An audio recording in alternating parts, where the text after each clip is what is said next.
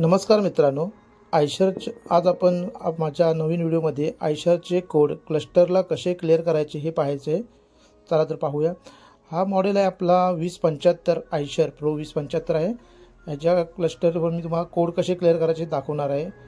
ह्याच नाही तर आयशरच्या जेवढ्या आपल्या गाड्या आहेत, ट्रक आहेत, टिप्पर आहेत, बस आहेत, त्यांना सर्वांना ही सेम प्रोसेस आहे। आयशरचे आपले जे कोड क्लिअर करायचे आहेत क्लस्टरात, तर बघूया। की ऑन करून घ्यायचे। ही गाडी कोड क्लिअर करताना गाडी स्टार्ट नाही, बंद हवे, फक्त की ऑन। हे क्लस्टरचे काटे आहेत, हे पूर्णपणे खाली पडल्यानंतर हे कोड आपल्याला क्लस्टरचे क्लिअर करायचे आहेत। ह्या क्लस्टरला जर व्हायरस आहे किंवा कोड आले आहेत हे बघायचं असेल तर ह्या इथे MI लाईट आहे, ही ब्लिंक करते। गाडी स्टार्ट झाल्यानंतर ही MI लाईट ब्लिंक करत राहते। म्हणजे याचा अर्थ आपल्या ह्याच्यात क्लस्टरला काही ना काही कोड आहेत। हे कोड आपल्याला क्लिअर करायचे असेल तर पद्धत आहे। ह्या क्लस्टरला 4 बटन आहेत। हा मायनस आहे, त्याच्या साईडला मोड बटन आहे। हा मोड दाबून आपण मेनूमध्ये जाऊ शकतो। ह्या साईडला 2 बटन आहेत, ह्या साईडला 2 बटन आहेत। आपल्याला मोड बटन दाबायचं आहे। हा बटन मोड आहे। मोड दाबल्यानंतर मेनू आलेले आहेत।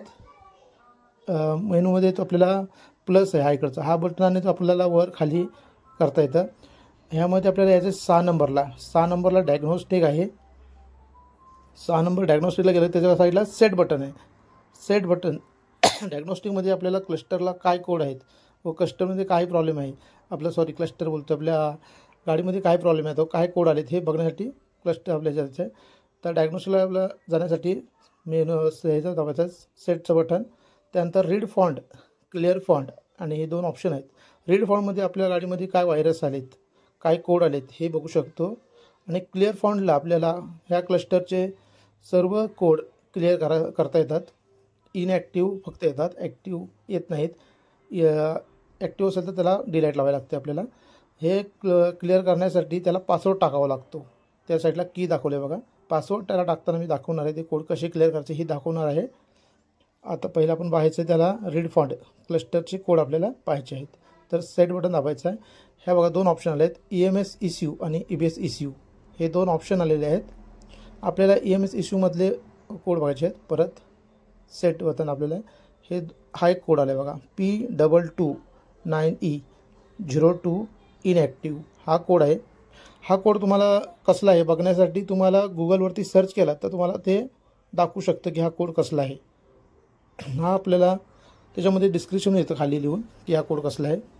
नाहीतर हा ॲक्टिव्ह जर असेल तर तुम्हाला डिलाईट लावून तो कोड कसला आहे तो चेक करून बघा लागतो। इनॲक्टिव्ह असेल म्हणजे काही विषय नाही, त्याला तुम्हाला क्लिअर करायचं असेल तर परत बॅक घ्यायचा आहे। बॅक घेऊन मेनू मोडचं बटन दाबायचं, म्हणजे मोडचं बटन दाबला की बॅक येतं। 2 वेळा बॅक दाबून 2 नंबर ऑप्शन लिहायचं आहे। क्लिअर फॉन्ट आपल्याला यायचं आहे, प्लसनी वर खाली करायचं आहे। आणि आता सेट बटन दाबून पासवर्ड टाकायचं आहे। हे 4 0 आले, तिथे आपल्याला पासवर्ड टाकायचं आहे। पासवर्ड आहे 4321। तर हा प्लसच्या चिन्हाने आपल्याला तो पासवर्ड टाकायचा आहे।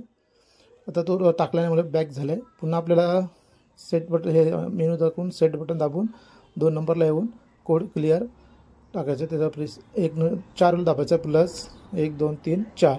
परत सेट बटन दाबायचं आहे। पुन्हा 1 2 3 सेट बटन, पुन्हा 1 2 सेट बटन, पुन्हा 1 सेट बटन। सेट झालं ती पासवर्ड व्हेरीफाय सक्सेसफुली, म्हणजे पासवर्ड बरोबर आहे। EMS आलं आहे, EMSला परत सेट बटन दाबायचं आहे। सेट दाबलं, प्लीज वेट, म्हणजे थोडं थांबायचं आहे। ते ॲटोमॅटिकली क्लस्टरला जेवढे कोड आहेत तो क्लिअर करणार। ऑपरेशन कंप्लीट, म्हणजे आपलं हे कोड क्लिअर करण्याची प्रोसेस झाली। परत मोड दाबून बाहेर यायचं आपल्याला। बाहेर येण्यासाठी आपल्याला मोडचं बटन दाबायचं आहे। आणि हे परत आपण बघू शकतो कोड ह्याच्यात आहेत की नाही, रीड फॉन्टमध्ये जाऊन कोड बघू शकतो। आता पुन्हा बाहेर येण्यासाठी मोड बटन दाबून पुन्हा आपण डिस्प्ले लिहू शकतो। आता हा कोड गेला की नाही, ही MI लाईट आहे, ती जाणार तुमची। जेव्हा गाडी स्टार्ट होईल तेव्हा ही MI लाईट जाणार। हे तुमची कोड क्लिअर करण्याची प्रोसेस आहे।